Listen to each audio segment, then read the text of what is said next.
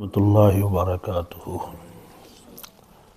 الحمد للہ رب العالمین والصلاة والسلام علی سید الانبیاء والمرسلین وعلى آلہ الطیبین الطاہرین وعلى من تبعهم بإحسان إلى يوم الدین اما بعد۔ بسم اللہ الرحمن الرحیم۔ عن ابن مسعود رضی اللہ تعالی عنہ عن النبی صلی اللہ تعالی علیہ وسلم قال لا تزول قدم ابن آدم يوم القيامة حتى يسأل عن خمس: عن عمره فيما أفناه، وعن شبابه فيما أبلاه، وعن ماله من أين اكتسبه وفيما أنفقه، وماذا عمل فيما علم۔ رواہ الترمذی۔ حضرت عبداللہ ابن مسعود رضی اللہ تعالی عنہ سے روایت ہے،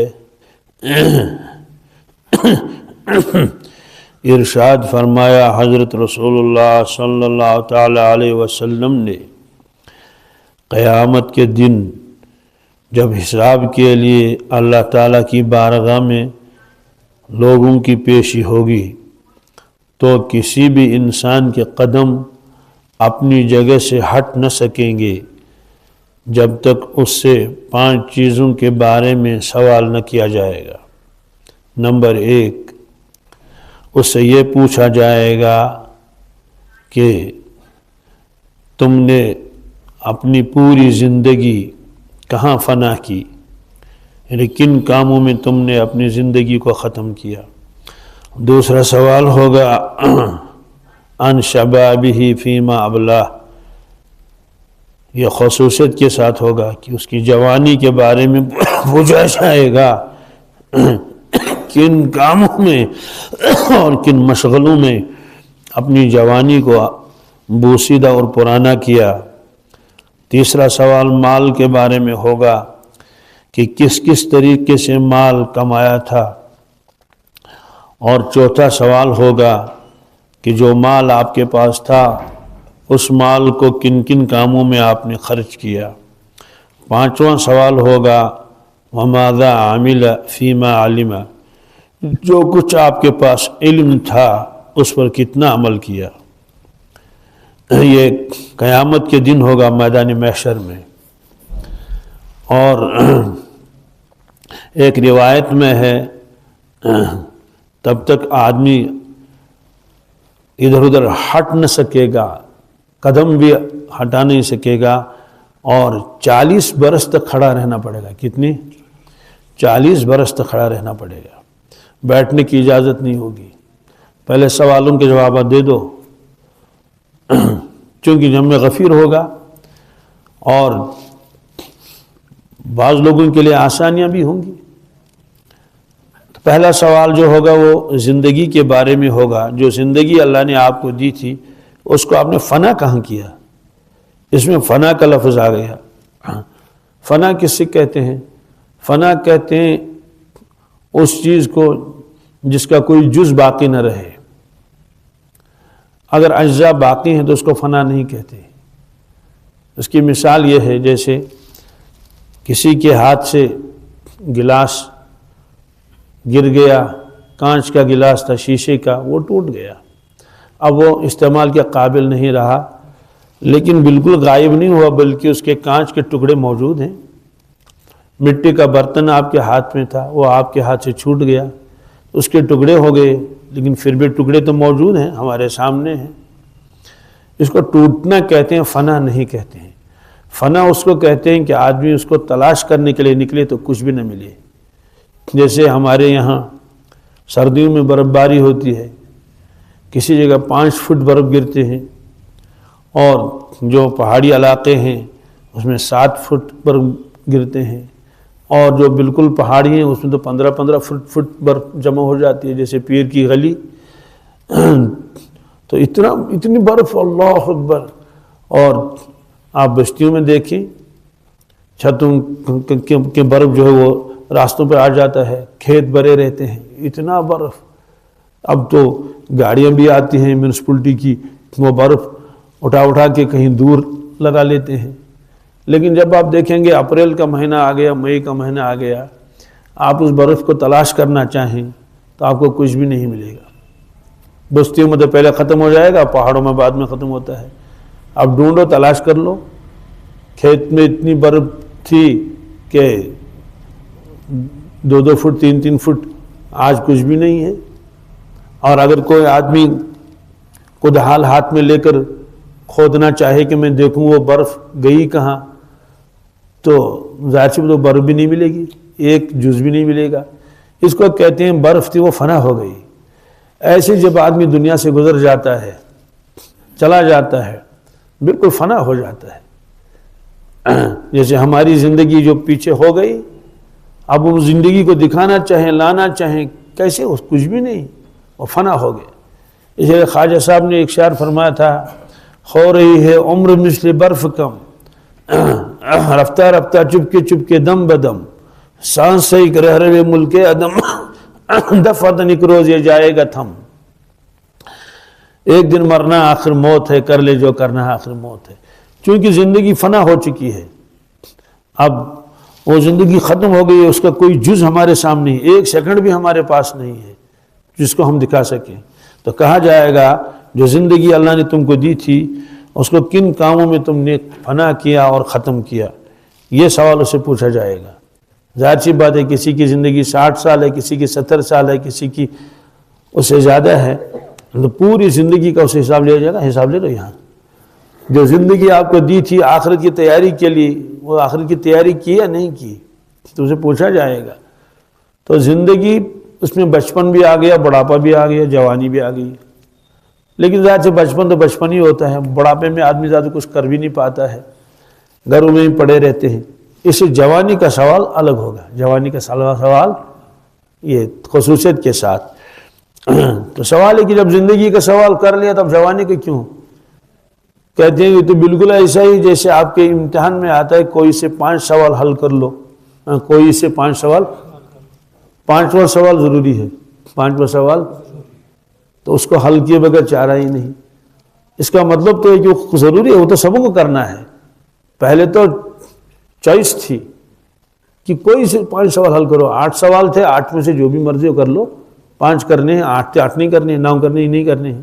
لیکن آخری اس میں خود ہی لکھا ہوا ہے کہ آخری سوال ضروری ہے یا 5واں سوال ضروری ہے.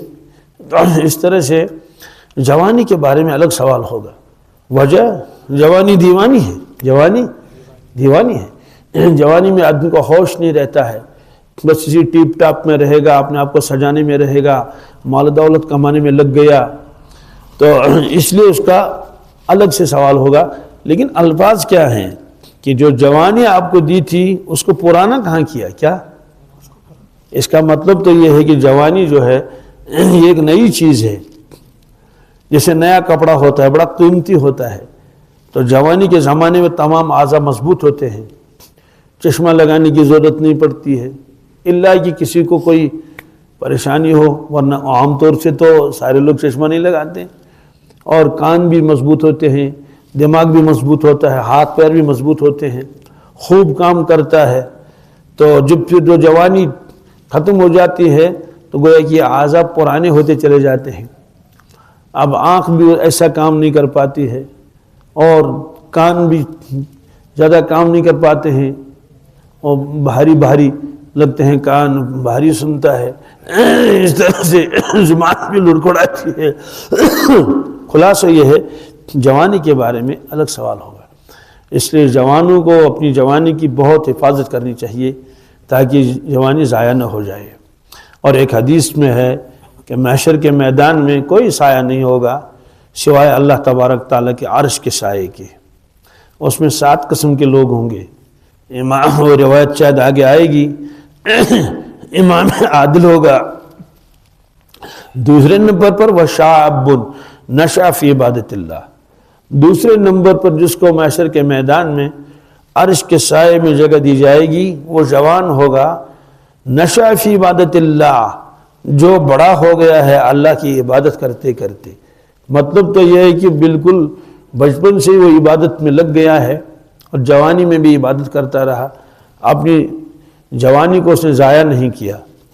تو اس طرح سے اس کا الگ سے سوال ہوگا کہ تم نے جوانی میں کیا کام کیے، اور اگر جوانی تباہ برباد کی ہے لہو لعب میں، کھیل تماشوں میں اور ایسے ہی، تو پچھتانا پڑے گا کہ جو وقت تھا کام کرنے کا وہ تو دوسری چیزوں میں خرچ کیا۔ جیسے قرآن پاک میں فرمایا اعلموا انما الحیات الدنیا لعب ولہو وزینۃ وتفاخر بینکم وتکاثر فی الاموال والاولاد۔ لوگوں تمہاری زندگی کس میں گزرتی ہے؟ کھیل کود میں۔ کس میں؟ بچپن میں تو بس ایک کھیل کود ہونا چاہیے، لعب اور لہو۔ تو لعب کہتے ہیں کہ جس میں کوئی ہار جیت کا تصور نہ ہو، جیسے بچے اپنے ساتھ کھیلتے ہیں کھلونے کے ساتھ، تو یہ لعب ہے۔ اس کے بعد لہو ہے، اس میں کچھ ہار جیت کا بھی تصور ہوتا ہے، آپس میں کھیلتے ہیں، میچ کھیلتے ہیں۔ وزینت، کیا تیسرے نمبر پر زینت آتا ہے کہ آدمی صرف اپنے جسم کی اس میں لگا رہتا ہے کہ بال یوں رکھنے ہیں اور لباس ایسا رکھنا ہے اور ایسے ایسے کپڑے لگانے ہیں، بس اپنے آپ کو ہر وقت سجانا ہے۔ وہ ہے، شریعت نے منع نہیں کیا، شریعت نے کہا کہ میلے کچلے مت رہو، صاف و شفاف رہو، صفائی آدھا ایمان ہے۔ لیکن جسم کا پجاری بنے کوئی، اس کی اجازت نہیں ہے، ہر وقت اسی میں رکھ لے اور اسی میک اپ میں رہے اور کیا کیا کرے، اس کی اجازت نہیں۔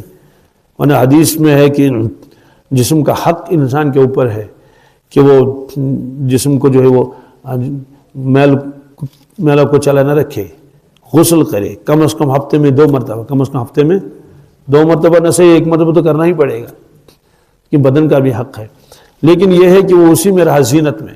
وَتَفَاخُرٌ فِي الْأَمْوَالِ، اس کے بعد مال کمانے میں لگ گیا اور فخر کر رہا ہے کہ میرے پاس اتنا ہے، اور وَتَكَاثُرٌ، اور تکاثر کے مال زیادہ ہو جائے۔ بہرحال یہ ہے، 2 سوال ہو گئے۔ تیسرا سوال ہوگا عن مالہ من این اکتسبہ، جو مال تمہارے پاس تھا یہ کمایا کہاں سے آپ نے؟ حلال طریقے سے کمایا، حرام طریقے سے کمایا؟ اگر حرام طریقے سے کمایا ہے تو اسی وقت پکڑ ہو جائے گی۔ تم نے حرام طریقے سے کیوں کمایا جس کو شریعت نے حرام کیا تھا؟ بعض لوگ چرس کا کاروبار کرتے ہیں، پکڑ ہوگی۔ بعض لوگ رشوت لے لیتے ہیں، اس پر بھی پکڑ ہوگی۔ بعض لوگ دھوکے سے مال کماتے ہیں، جو بھی ہو، جو بھی حرام طریقہ ہو تو اس سے مال کمایا ہوگا تو اسی پر پکڑ ہوگی۔ تو دوسروں کا حق کیوں آپ نے مارا؟ اور حلال طریقے سے اگر کمایا ہے، حرام بالکل نہیں ہے، تو ٹھیک ہے، بچ گیا اس سے۔ لیکن پوچھا جائے گا تم نے خرچ کہاں کیا؟ کیا خرچ کہاں کیا؟ تو حلال کمائی ہے، اپنا مال ہے، تو پوچھا جائے گا کہ گناہوں میں تو نہیں خرچ کیا، فضول خرچی تو نہیں کی، اسراف تو نہیں کیا، جو مال آپ کے پاس اس کا حق ادا کیا نہیں کیا، زکوٰۃ دیتے تھے نہیں تھے، عشر دیتے تھے نہیں دیتے تھے۔ تو اگر حلال مال کے حقوق ادا نہ کیے تھے پھر سزا ہوگی، پھر سزا ہوگی۔ اور اگر مال غلط کاموں میں خرچ کر لیا ہے تب تو پکڑ ہوگی۔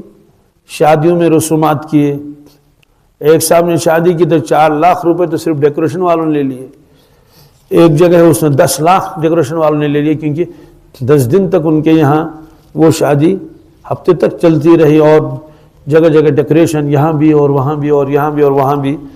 تو اس پر پکڑ ہوگی، کیونکہ یہ مال جو تھا یہ اللہ کی امانت تھی آپ کے پاس، اس میں غریبوں کا حق ہے۔ تو بہرحال یہ بھی ہوگا۔ 5واں سوال ہوگا کہ جو علم آپ نے حاصل کیا تھا، کتاب سن کر، وعظ و تبلیغ سن کر، لوگوں سے سن کر، تو بات اس کی ایک ہی وہ ہے، ایک ہی بات ہے، کسی طریقے سے جو آپ کے پاس علم آ چکا تھا تو اس پر آپ نے عمل کیا یا نہیں کیا؟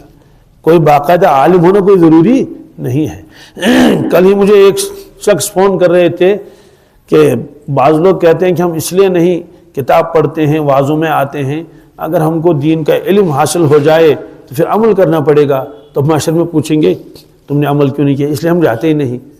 نہ کتاب پڑھتے ہیں نہ کچھ پڑھتے ہیں. یہ آڈیو ریکارڈنگ میرے پاس اس وقت میں موجود ہے. تو پھر میں نے اس کو جواب دیا قانون سے بے خبر رہنا خود ایک جرم ہے.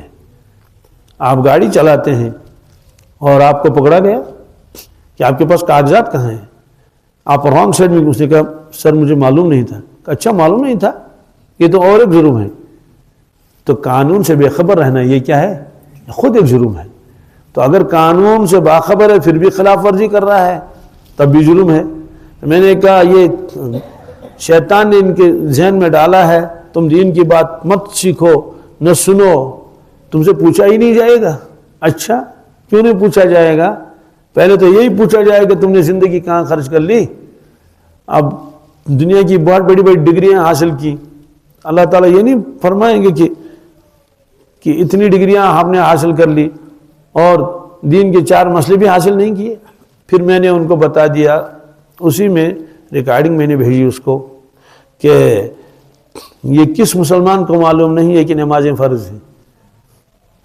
کوئی بالکل ہی ان پڑھ ہو, چاہے کچھ بھی عمل نہ کرتا ہو کچھ بھی, لیکن یہ علم ہے اس کو 5 نمازیں فرض ہیں, زکوٰۃ فرض ہے, ہر شخص جانتا ہے, حیا کا اختیار کرنا فرض ہے, بے حیائی حرام ہے, یہ سب کو معلوم ہے. تو بچے گا کیسے؟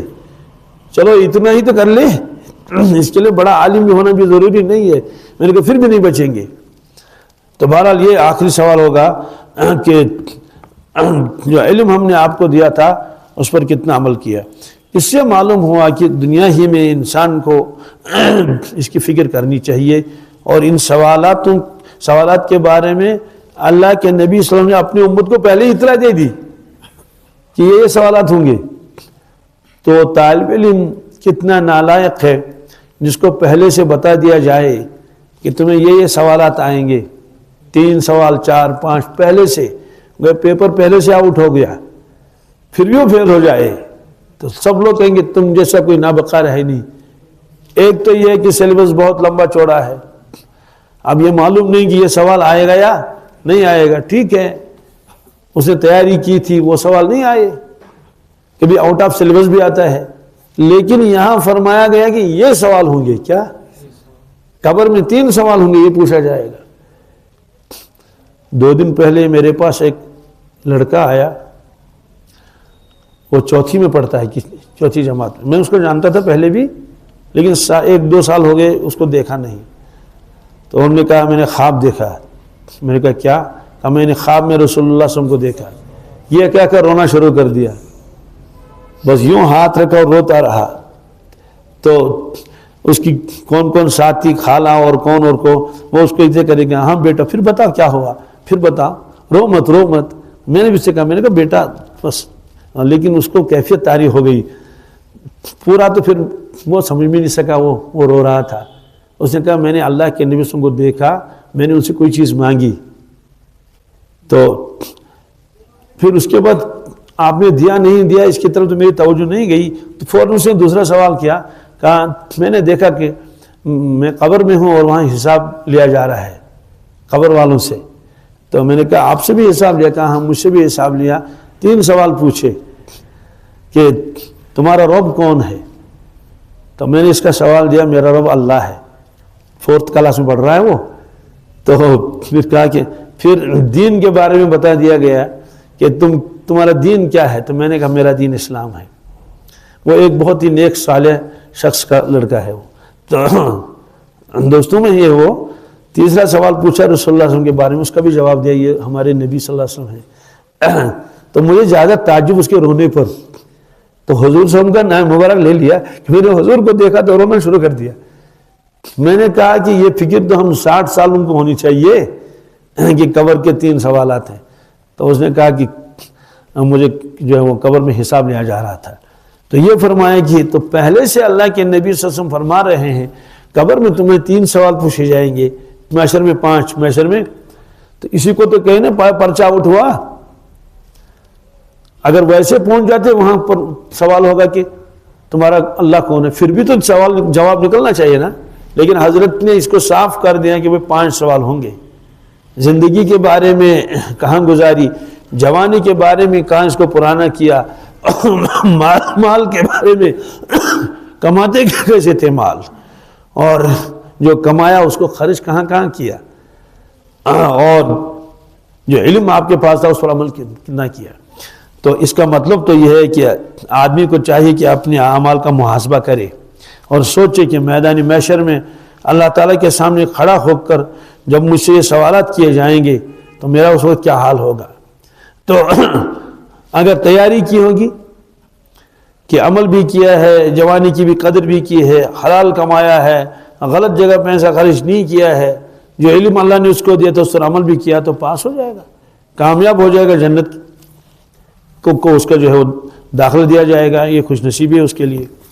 اللہ تعالی ہم سب کو ان پانچوں چیزوں کے مطابق زندگی گزارنے کی توفیق عطا فرمائے۔ وعن عبداللہ ابن عامر رضی اللہ تعالیٰ عنہ قال قال رسول اللہ صلی اللہ علیہ وسلم ان من خیارکم احسنکم اخلاقا، رواہ البخاری و مسلم۔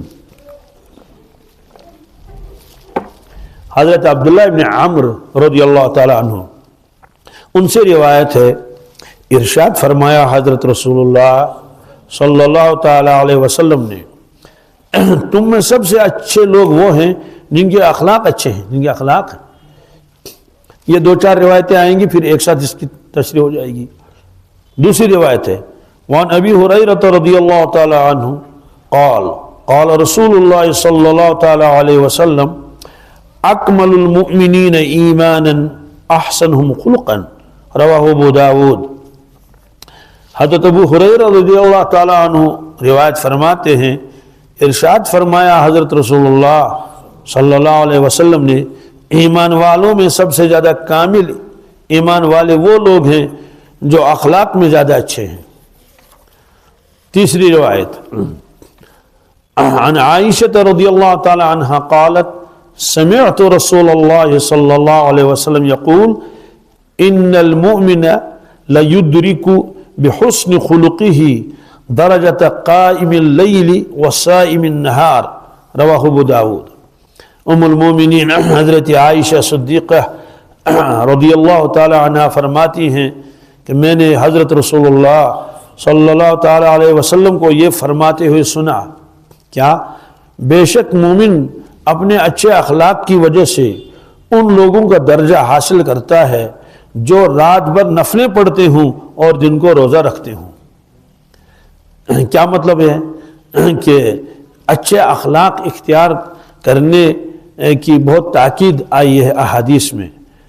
اچھے اخلاق، اچھی عادتوں کی وجہ سے خود بھی انسان چین و سکون کی زندگی گزارتا ہے، اور اپنا اہل و عیال، اپنا خاندان، ہمسائے، رشتہ دار، یار دوست، اپنے متعلقین، اپنے ماتحت لوگ، ہم سفر ساتھی، سبھی ایسے شخص سے چین و راحت محسوس کرتے ہیں، اس سے بے حد محبت کرتے ہیں۔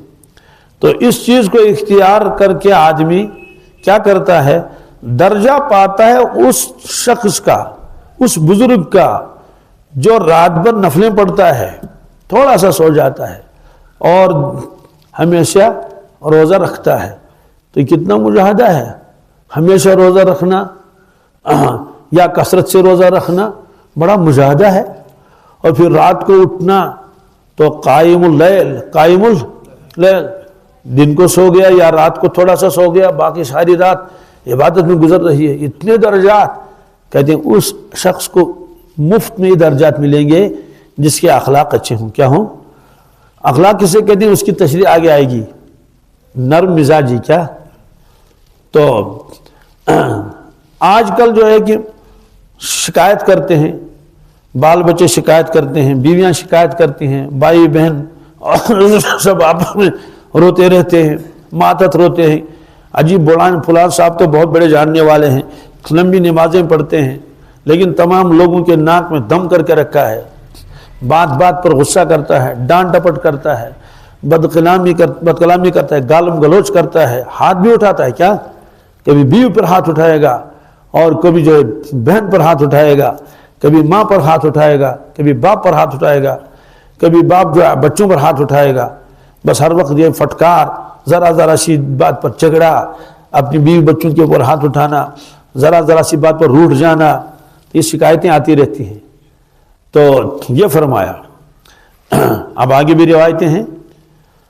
عن عائشہ رضی اللہ تعالی عنہا ان رسول اللہ صلی اللہ تعالی علیہ وسلم قال ان اللہ تعالی رفیق يحب الرفق يعطي على الرفق ما لم يعطي على العنف وما لا يعطي على ما سواه رواہ مسلم.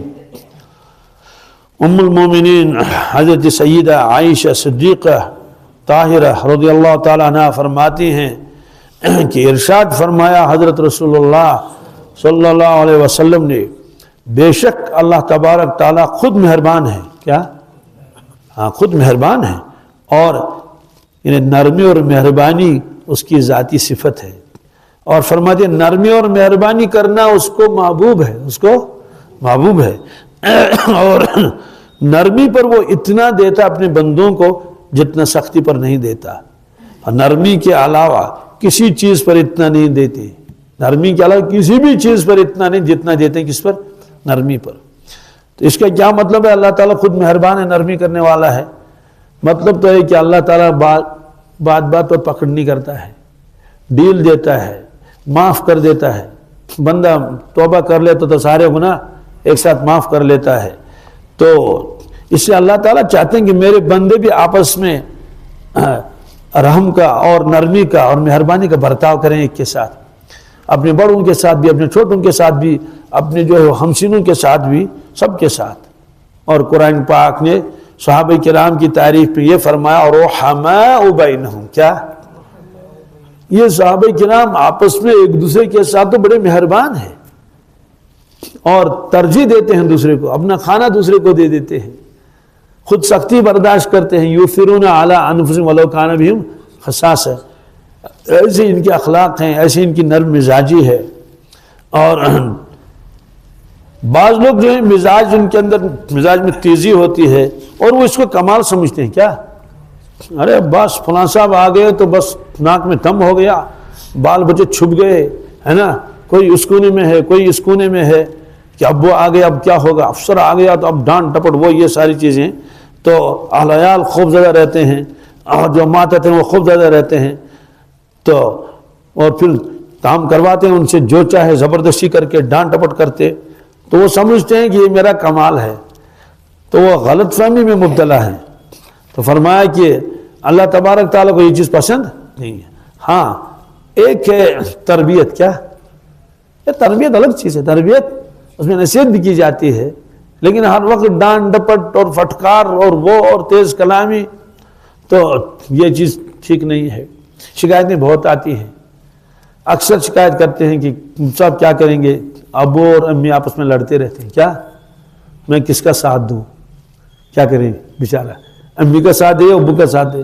میں نے کہا بیٹا ان کو سمجھایا کرو، اللہ ان کو ہدایت دے. کہا حضرت ہر چیز گھر میں ہے، ہر وقت بس یہی لڑائی ہے. باپ جو ہے وہ تیز مزاج ہے، ممی کبھی زیادتی کرتی ہے، تو کسی کی ممی زیادتی کرتی ہے، کسی کا ابو زیادتی کرتا ہے. تو ایک طالب علم ہے، وہ کوئی ڈگری کر رہا ہے باہر کسی جگہ، تو اب سال کے بعد واپس آتا ہے، سال کے بعد. تو اس کا باپ بہت تیز مزاج ہے، تو بات بات پر ناراض ہوتا ہے. اب اس کو نکلنا تھا ایئرپورٹ کے لیے، تو اپنے ابو کے پاس آیا، اس نے کہا ابو میں جا رہا ہوں. تو اس نے کہا گیٹ آؤٹ. کیا؟ یہاں سے نکلو. میں نے کہا افسوس، اس کو معلوم ہے میرا لخت جگر ہے، 1 سال کے بعد پھر آئے گا، ہے نا، اور دور جا رہا ہے. تو اس کو اچھی دعائیں دینی چاہیے تھی اس وقت کہ جاؤ بیٹے اللہ کے حوالے جاؤ، اللہ تعالیٰ آپ کو صحت دے، عافیت کے ساتھ رکھے، آپ کو علم دے دے. تو گیٹ آؤٹ کہنے کی کیا ضرورت تھی؟ لوگ اس کو کمال سمجھتے ہیں.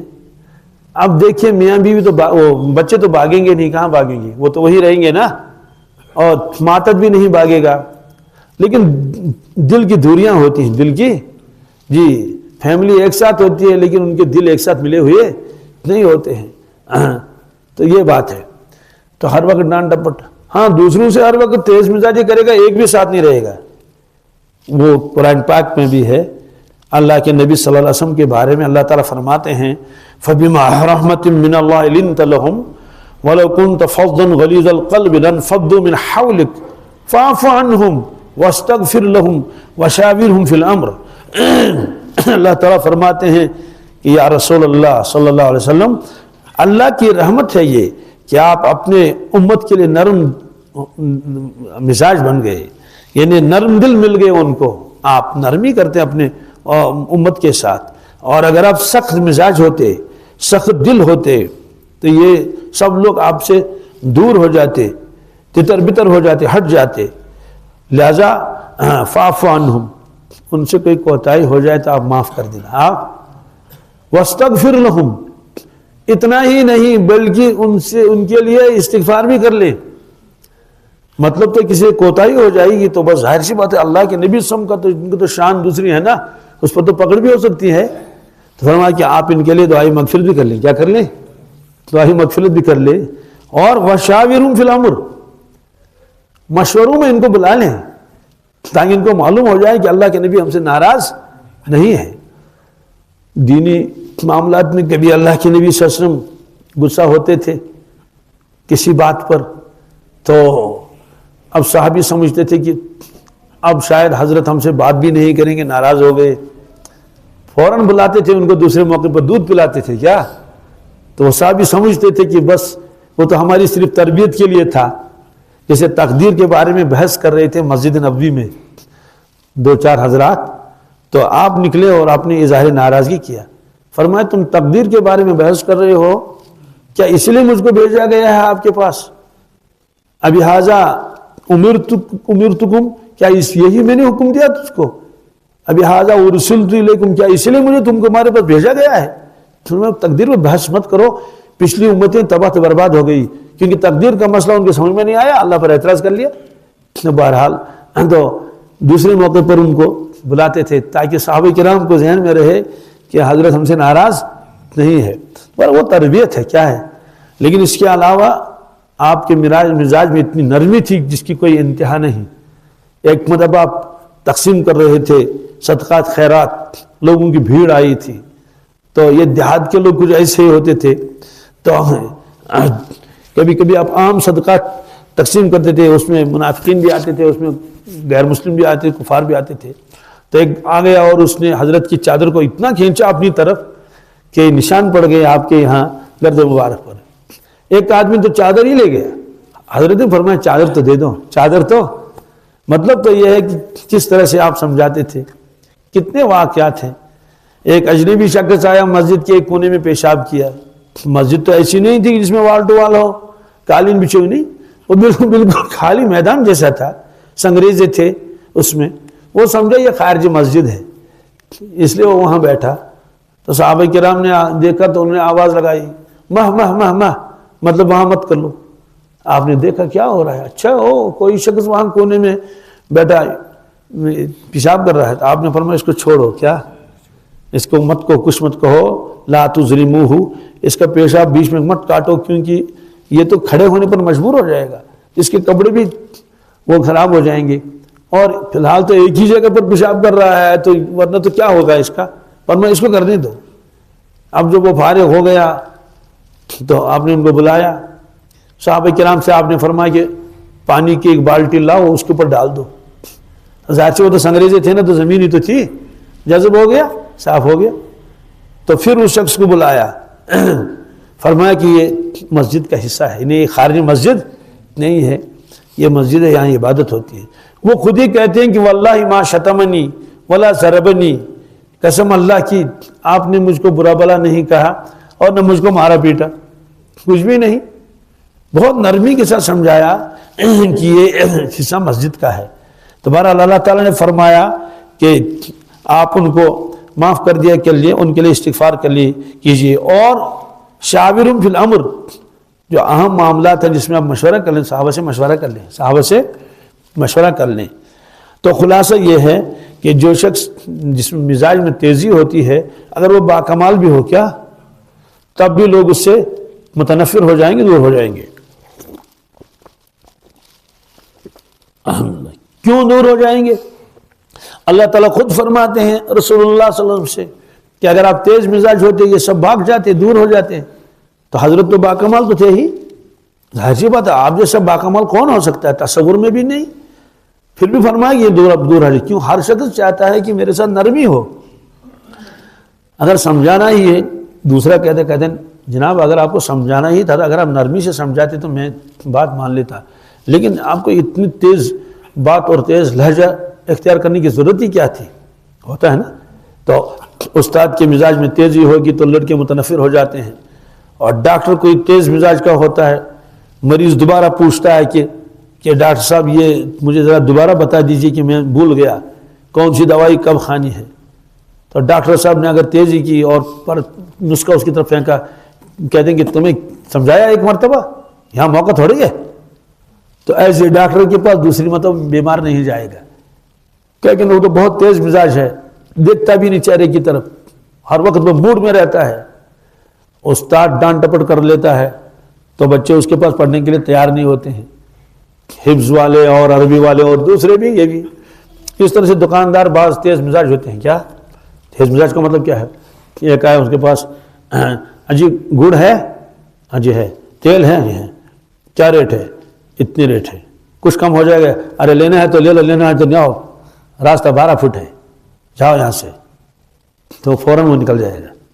اور اگر کہے گا ہاں آئے آپ کی اپنی دکان ہے، آئیے، جو کوئی لینا ضروری نہیں ہے تو دیکھ تو لو، دیکھ تو، کہ ساری چیزیں سامنے رکھ دیں گے نا، تو وہ خوش ہو جائے، کہتے ہیں کہ یہ تو کتنا با اخلاق ہے، کہتا ہے کہ دیکھ لو جتنا دیکھنا ہے، کوئی زور زبردستی نہیں ہے، اور ریٹ معلوم کرنا چاہو یہاں بھی کر لو وہاں بھی کر لو، تو آپ کو برابری آ جائے گی تو آ جانا یہاں۔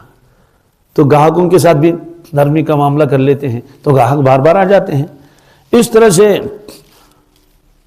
بعض پیر اتنے تیز مزاج کے ہوتے ہیں تو بانٹ بانٹ ڈپٹ کر لیتے ہیں، تو مریدین وہاں جاتے ہیں نہیں، مریدین وہاں کہتے ہیں کہ بہت سخت مزاج ہے، بہت تیز مزاج ہے، اس سے تو بات پوچھ بھی نہیں سکتے۔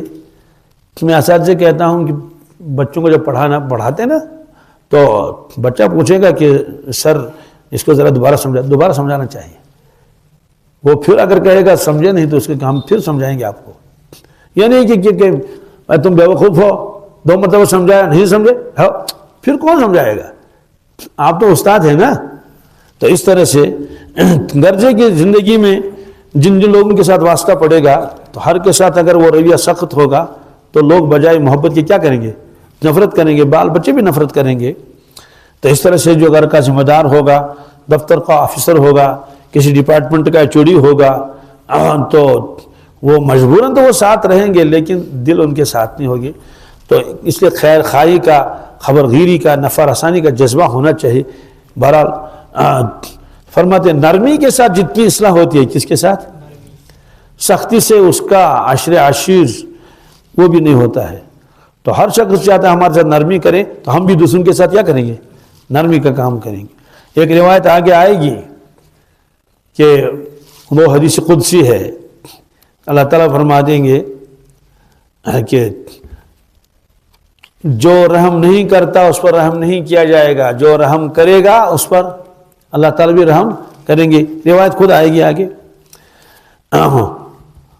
وعن عائشة رضی اللہ تعالیٰ عنہ قالت قال رسول اللہ صلی اللہ تعالیٰ علیہ وسلم من اوتی حظه من الرفق اوتی حظه من خیر الدنیا والآخرہ ومن حرم حظه من الرفق حرم حظه من خیر الدنیا والآخرہ رواہ البغوی فی شرح السنہ۔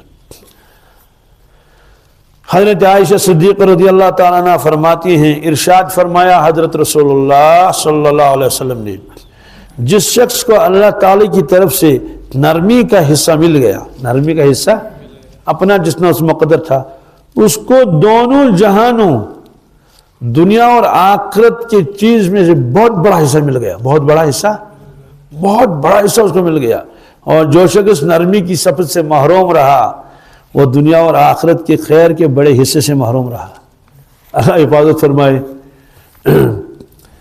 وعن عائشة رضی اللہ تعالیٰ عنہ قالت قال رسول اللہ صلی اللہ علیہ وسلم لا يريد الله بأهل بيت رفقا إلا نفعهم ولا يحرمهم إياه إلا ضرهم رواہ البیہقی۔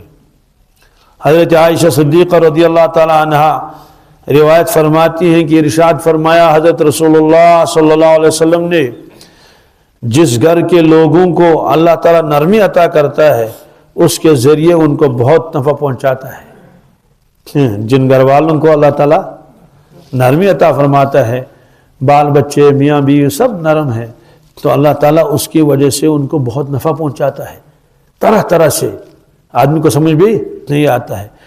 اور جس گھر کے لوگ نرمی سے محروم ہوتے ہیں اللہ تعالیٰ بچائے، اور اس کے ذریعے سے ان کو بہت دکھ پہنچتا ہے، کیا بہت ضرر پہنچتا ہے، کیونکہ نرمی نہیں ہے، کوئی کسی کی بات کو مانتا ہی نہیں ہے، نہ باپ کی مانتے ہیں نہ ماں کی مانتے ہیں، آپس میں بھائی بہنوں میں اختلاف ہوتا رہتا ہے، ہر وقت شور غل رہتا ہے گھر میں، تو یہ ساری پریشانیاں ہوتی ہیں۔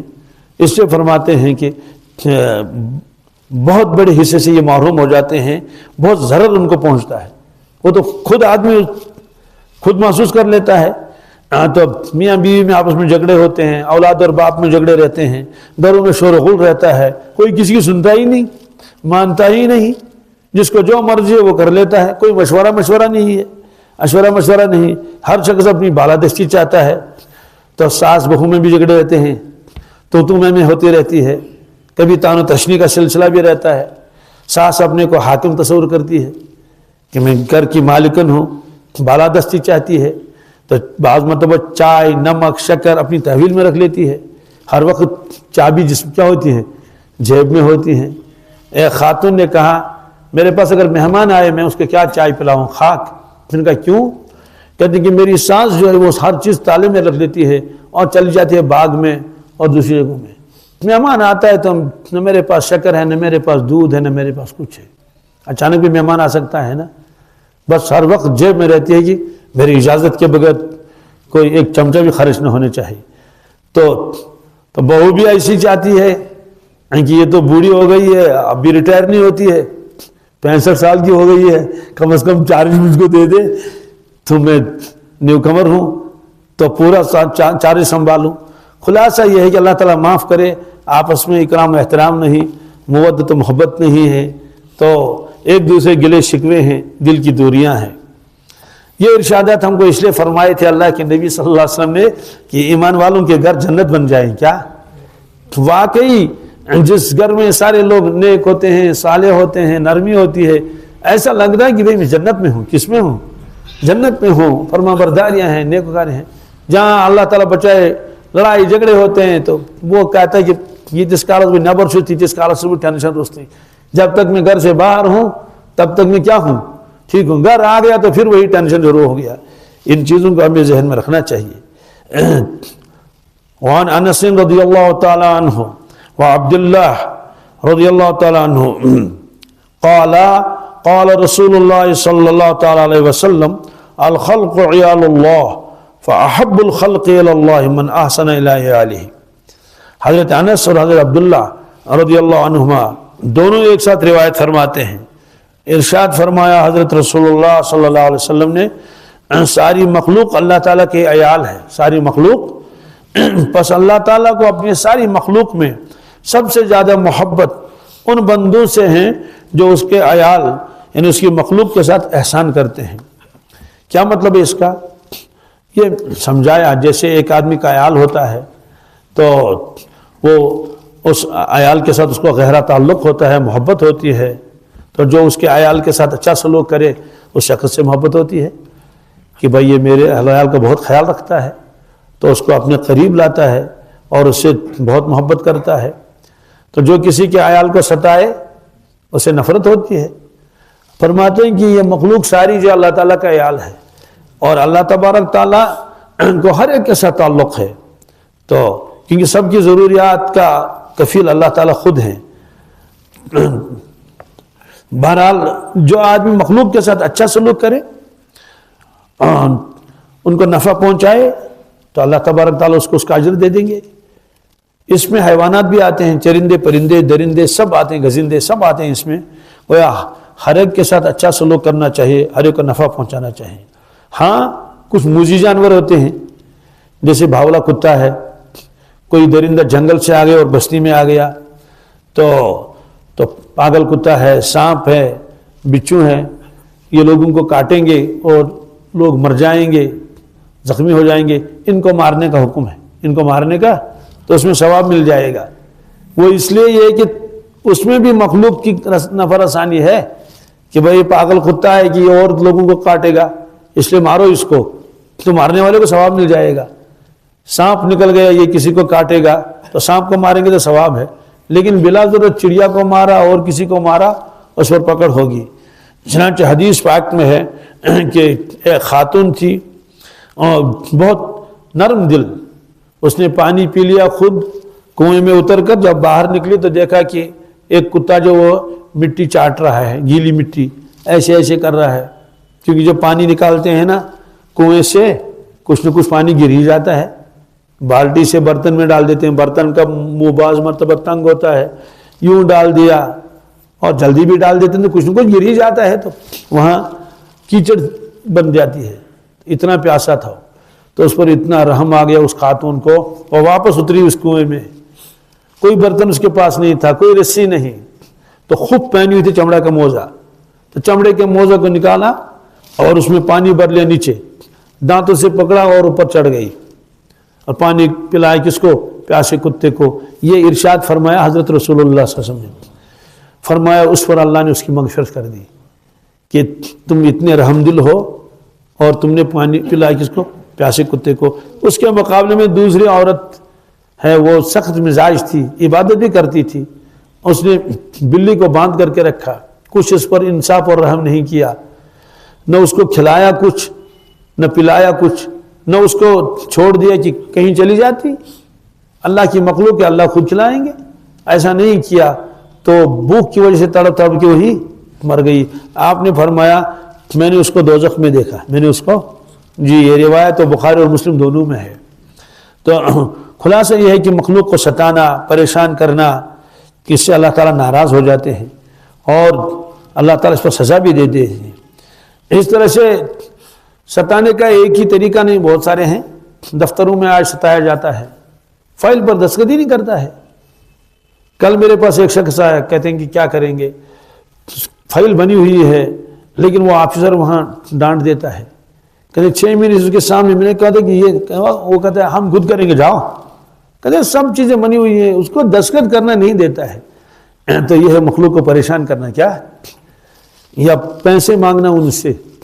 ایک بیوہ ہے، اس کا ایک کیس چل رہا ہے کسی جگہ، کسی دفتر میں، تو اس نے خود کہا کہ 2 سال سے وہ فائل ایسی ہے۔ کیا؟ میں نے کہا ان لوگوں کو انصاف نہیں آتا ہے کہ آپ بیوہ ہیں، چھوٹا بچہ ہے آپ کا، کوئی سہارا بھی نہیں ہے، کیا آپ نے ان کو حالات نہیں سنائے؟ کہتے ہیں سب حالات ان کو معلوم ہے، لیکن پھر بھی نہیں کام کرتا ہے۔ یہ ہے مخلوق کا ستانا، پریشان کرنا۔ تو اس طرح سے یہ بعض لوگ ہمسایوں کو ستاتے ہیں، رشوت لیتے ہیں، ایک کا حق دوسرے کو دے دیتے ہیں، اور اس کے علاوہ جادو کرتے ہیں، پریشان کرتے ہیں، خواہ کی شکایتیں حاکموں کے پاس کر لیتے ہیں۔ بعض ملازم ایسے بھی ہیں نا، کہتے ہیں کہ بلا وجہ میری شکایت کر دی اور اب افسر مجھ پر ناراض ہیں اور کہیں ٹرانسفر دور کر لی، کوئی کچھ کر لیا، تو بعض ایسے شخص ہوتے ہیں اللہ بچائے، ان کو مزہ آتا ہے ان چیزوں میں، ایسا لگتا ہے ان کے دل کے اندر کوئی نرمی اور کوئی وہ رحم و کرم نہیں ہے۔ یہ ہے وہ روایت۔ وعن جریر بن عبداللہ رضی اللہ تعالیٰ عنہ قال قال رسول اللہ صلی اللہ علیہ وسلم لا يرحم اللہ من لا يرحم الناس، رواہ البخاری و مسلم۔ حضرت جریر بن عبداللہ رضی اللہ تعالیٰ عنہ فرماتے ہیں، جو بہت حسین صحابی تھے، اللہ کے نبی صلی اللہ علیہ وسلم فرماتے ہیں یہ یوسف حاجل امہ ہے، یہ اس امت کا یوسف ہے۔ کیا؟ جی فرماتے ہیں کہ ارشاد فرمایا رسول اللہ صلی اللہ علیہ وسلم نے، اللہ تبارک تعالیٰ اس شخص پر رحم نہیں کرے گا جو لوگوں پر رحم نہیں کرتا۔ جو لوگوں پر رحم، اور کہیں گے نہیں تم نے لوگوں پر رحم نہیں کیا، میں آپ پر رحم نہیں کروں گا کیونکہ تو میرا عیال تھا۔ دوسری روایت ہے وعن عبداللہ ابن عمرو رضی اللہ تعالیٰ عنہ قال قال رسول اللہ صلی اللہ علیہ وسلم الراحمون یرحمہم الرحمن ارحموا من فی الارض یرحمکم من فی السماء، رواہ ابو داود و ترمذی۔ عبداللہ ابن عمرو رضی اللہ تعالیٰ عنہ فرماتے ہیں، ارشاد فرمایا حضرت رسول اللہ صلی اللہ علیہ وسلم نے کہ مخلوق پر رحم کرنے والوں پر حضرت رحمان رحم کرتا ہے۔ حضرت رحمان لوگوں زمین پر بسنے والی مخلوق پر رحم کرو، آسمان والا تم پر رحم کرے گا۔ مطلب تو یہ ہے کہ جو شخص چاہتا ہے کہ مجھ پر رحم کیا جائے گا، رحم کیا جائے، آسان طریقہ یہ ہے کہ ہم مخلوق پر رحم کریں گے، خالق ہم پر ضرور رحم کرے گا۔ یہ وعدہ ہے اللہ تعالیٰ کا کہ تم رحم کرو لوگوں پر، زمین والوں پر، میں تمہارے اوپر رحم کر لوں گا۔ تو اس لیے اللہ تعالیٰ اپنے وعدے کے خلاف کبھی نہیں کریں گے۔ تو یہ نرمی اور رحم کرم کی یہ جو روایتیں ہیں، اس پر ہم کو دیکھنا چاہیے کہ میرے اندر اس میں کتنا سا حصہ ہے اور کتنا نہیں ہے۔ تو کوشش کرنی چاہیے، محنت کرنی چاہیے جب تک یہ صفت ہمارے اندر آ جائے۔ اللہ تبارک تعالی ہم سب کو یہ سارے صفات نصیب فرمائے۔